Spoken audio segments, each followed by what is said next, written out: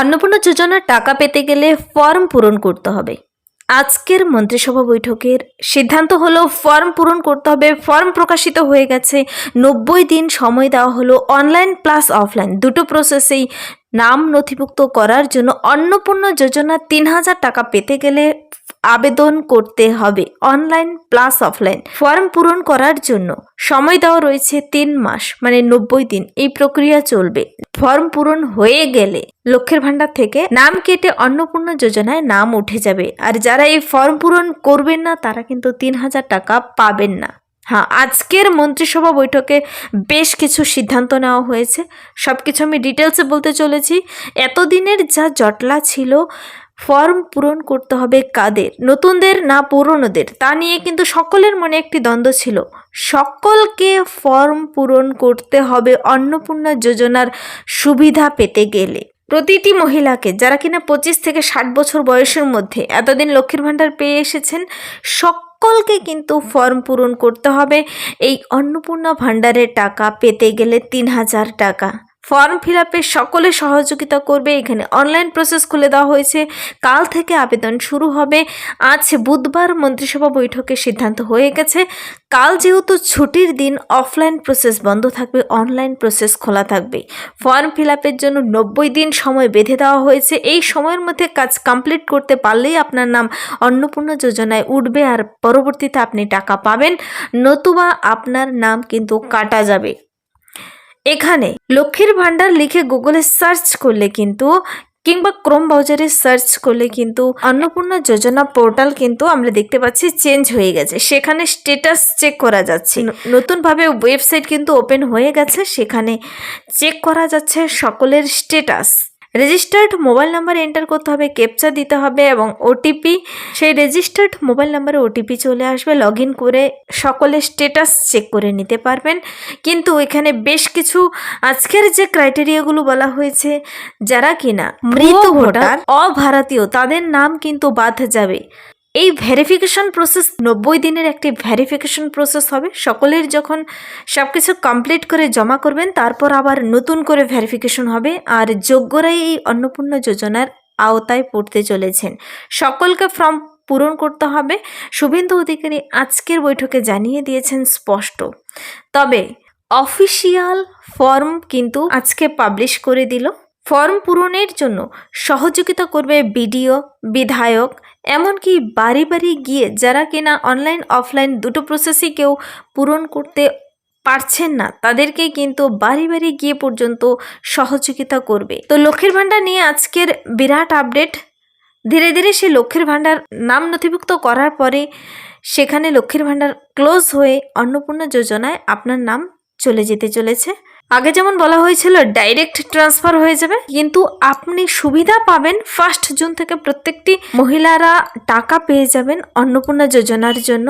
1 June থেকে সকলেই টাকা পাবেন 3000 টাকা করে।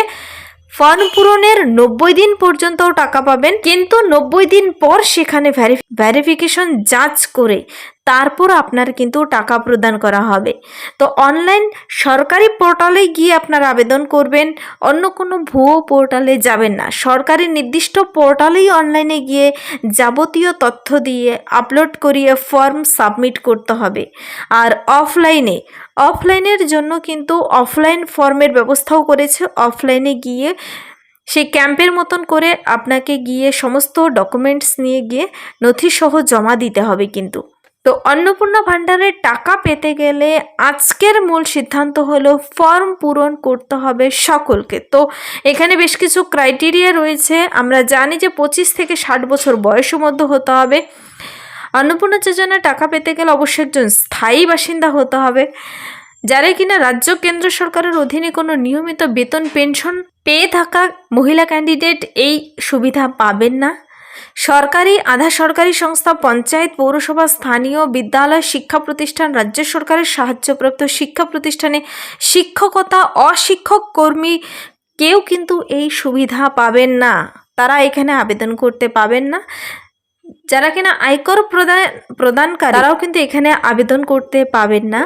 আর সরাসরি 3000 টাকা কিন্তু ডিবিটি লিঙ্কের মাধ্যমেই কিন্তু প্রদান করা হবে। 1 জুন থেকে টাকা পেয়ে যাবেন প্রতিটি মহিলারা। লক্ষ্মীর ভান্ডার যারা পেয়ে এসেছেন, কিন্তু 3 মাসের ভ্যারিফিকেশনের পর কিন্তু তারা ছাঁটাই হতে চলেছে। যারা কিনা ভুয়ো, মৃত, স্থানান্তরিত, বাদ দেওয়া, অনুপস্থিত, এসআইআর 2026 থেকে যাদের নাম বাদ গিয়েছে তারা কিন্তু এই অন্নপূর্ণা যোজনার টাকা পাবেন না। তবে যারা কিনা এসআইআর ট্রাইব্যুনালের জন্য আবেদন করেছেন, সিএএ এর জন্য আবেদন করেছেন, মানে যারা এখানকার বাসিন্দা, স্থায়ী বাসিন্দা, তারা কিন্তু পাবেন। তো মৃত, স্থানান্তরিত, সুবিধাভোগীর নাম পরবর্তীতে বাদ পড়ে যাবে অবশ্যই। নতুন আবেদনকারীদের জন্য 1 জুন 2026 থেকে অন্নপূর্ণা যোজনারও কিন্তু পোর্টাল বলেছিল ওপেন হবে, কিন্তু কাল থেকেই ওপেন হয়ে যাবে অনলাইন, আর অফলাইন প্রসেস কিন্তু পরশু দিন থেকে কাল বন্ধ থাকছে। তো অনলাইন অফলাইন দুটো প্রসেসই খোলা রয়েছে। তার জন্য সমস্ত নথি যাচাই করবে, আর বিডিও, এসডিও এবং বিধায়কদের কিন্তু দায়িত্ব দেওয়া হয়েছে। পৌর এলাকার সেই কাউন্সিলররাও দেখবেন। এখানে সংশ্লিষ্ট পোর্টালে গিয়েই আপনাদের কিন্তু এই কাজগুলো করতে হবে, কোনো ভুয়ো পোর্টালে যাবেন না। আর সংশ্লিষ্ট জেলা শাসকগণ তাদের জেলার জন্য অনুমোদনকারী কর্তৃপক্ষ হিসেবে দায়িত্ব পালন করবেন। কলকাতা পৌর সংস্থার ক্ষেত্রে কমিশনার, কলকাতা পৌর সংস্থা অনুমোদনকারী কর্তৃপক্ষ হিসেবে দায়িত্ব পালন করবেন। তো নারী ও শিশু কল্যাণ দপ্তরের তরফ থেকে, department of women and child development and social welfare তরফ থেকে কিন্তু অফিসিয়াল নতুন করে আরও নোটিশ এবং ফর্ম বেরিয়ে আসতে চলেছে। তো দেখা যাক কাল থেকে ফর্ম পূরণ, অনলাইন অফলাইন প্রসেস কীরকম হতে চলেছে। ফর্ম পূরণ নিয়ে যদি নেক্সট ভিডিও দেখে নিতে চাইলে কমেন্টসে জানাতে পারো, তা নিয়ে নেক্সট আপডেট নিয়ে আসবো। কিন্তু সকলকে ফর্ম পূরণ করতে হবে। যাদের 25 থেকে 60 বছর বয়সী মহিলা মেয়েদের কিন্তু এই ফর্ম পূরণ অবশ্যই করতে হবে, নয়তো 3 মাস পর, যদিও 1 জুন থেকে সকলে টাকা পেয়ে গেলেও 3 মাস পর কিন্তু নাম কাটা যাবে ফর্ম পূরণ না করলে। তো সকলকেই ফর্ম পূরণ করতে হবে, অনলাইন প্লাস অফলাইন সমস্ত প্রসেস খোলা রয়েছে। এটাই আজকের ইম্পর্টেন্ট আপডেট। Thank you.